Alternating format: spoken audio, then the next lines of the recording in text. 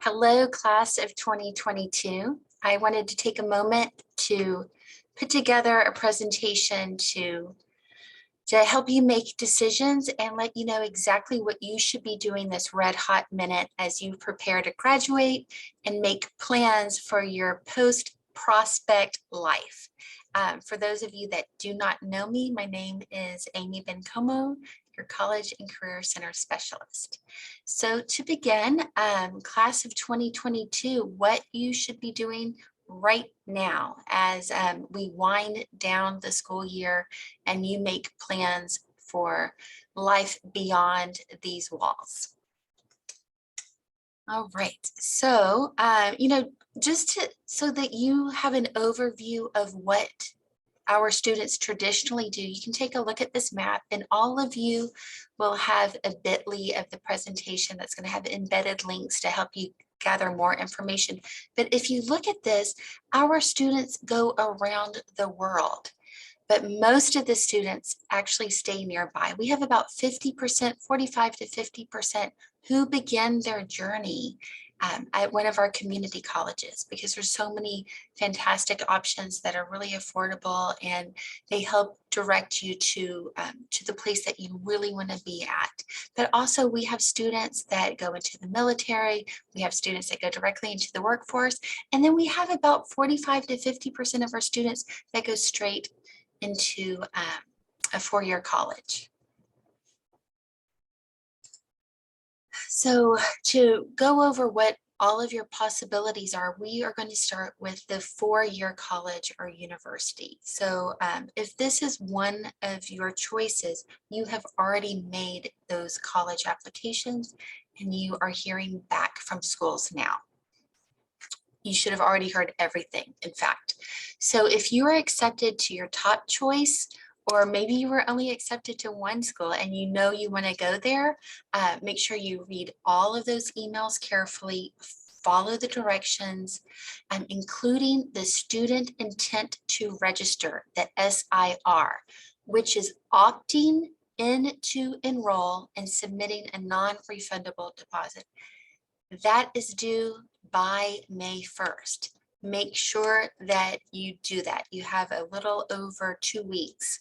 So don't wait. If you know where you want to go ahead and submit your SIR.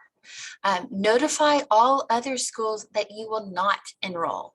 This allows others to be moved off the wait list. And this is not required, but it's nice. If you have 2 or more schools to consider and you're debating where to go, read all of your emails carefully so that you can follow their specific guidelines. You don't want to miss out on anything. And utilize those resources that the schools provide. It might be a virtual tour, teleconference, social media, but a lot of the schools, since we're open again, are having special events that they invite you onto their campus so that you can really get a feel for the school. Take advantage of that. Also, if you're still considering, this is the time to dig deeper. Look at their Instagram and Facebook pages.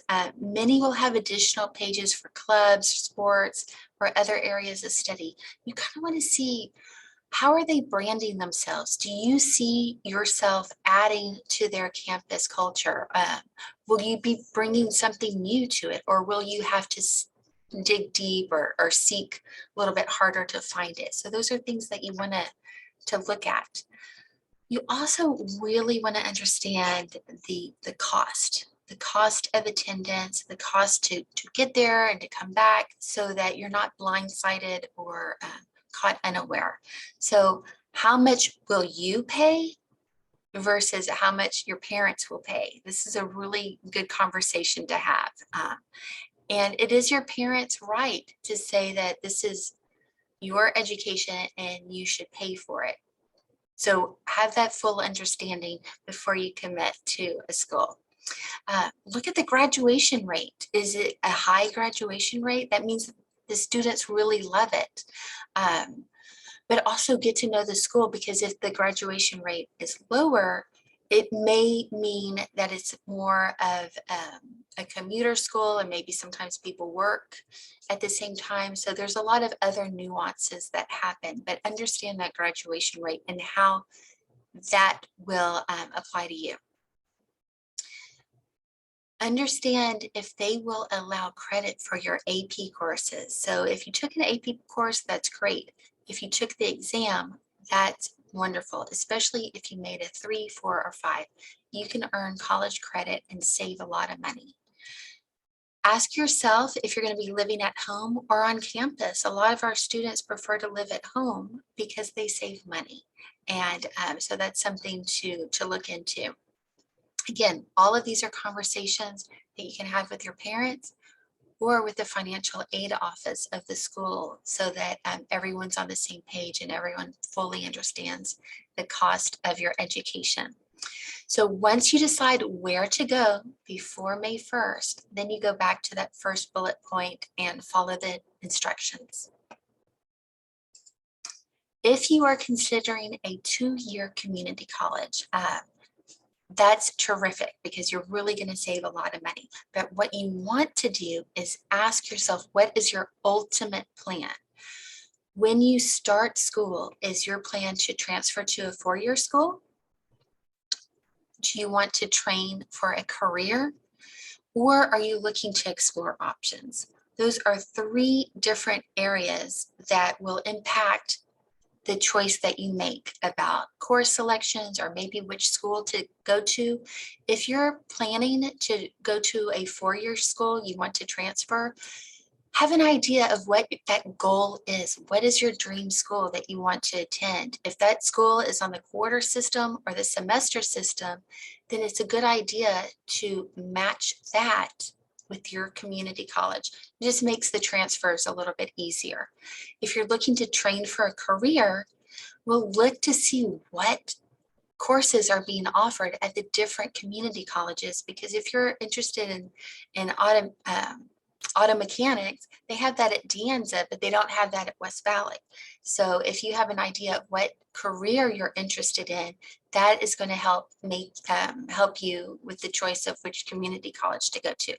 And then if you are looking to explore options, you don't know exactly what you want to do, then go ahead and walk on campus, maybe talk to a counselor at one of the community colleges to have a conversation and say, like, I know I want to go to school, I'm just not sure where to start. And they're going to help you work through that. You can also come talk to me because I love those conversations and I'm happy to help you work that out.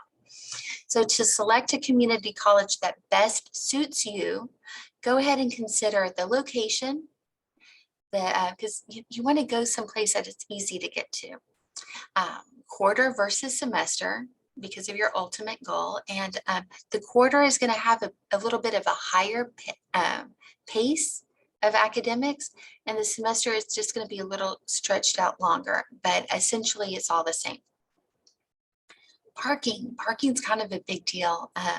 If it's hard to park, then you have a hard time getting to your class. So that's something to look at. I don't know, maybe when you're my age. The student body, walk on campus to see what's the vibe there. Do you see yourself contributing to that community? So that's important. And compare the schools, because every school is a little bit different, and you want to be at a school where you're happy and you know that you're going to succeed. Then you are going to enroll. Enrollment should be open now. Hold on one second. Each school will have an enroll button on their website. All community colleges will be hosting teleconferences soon for enrollment. Some have been coming on campus, so make sure you read the newsletter to know when. And let me know if you're interested. I will absolutely help you enroll into the community college of your choice. And this presentation has an embedded instruction link on that word enroll. I also want you to take advantage of that free tuition for 2 years. You have to complete your FAFSA or DREAM Act and have that sent to the school. It's just part of how they reconcile their files so that they can offer you that free tuition and account for it with the government. Okay, so some other possibilities for our students are the military. Each year we send about 1 to 2% of our graduating seniors into the military. So this is a very real and great option for our students. We normally have recruiters on campus, so please let me know if you'd like me to connect you with anyone of the armed forces. If you've missed them while they're on campus, I am happy to either provide their email or reach out to them to let them know that you're interested. A lot of our students, about 2 to 3%, will go directly into the workforce. We have resources available on our website. We have a jobs board that you can look at for what jobs are available. And I can help you prepare your resume, because we want you to present your best self and showcase all of the accomplishments you've already done. And we're here to help you with that.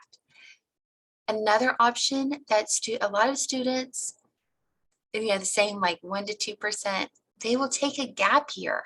And what I recommend when you take a gap year is have a plan for that year. It's not just sitting at home playing video games. You want to do something in the community or in the world. So gap years best serve their purpose when there's something specific you hope to achieve during that year.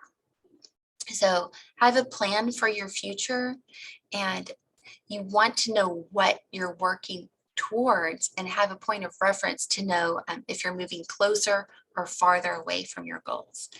So that's basically it in a nutshell, but I'm available if any of you would like to talk over your options or just know a little bit more about what you should be doing right now.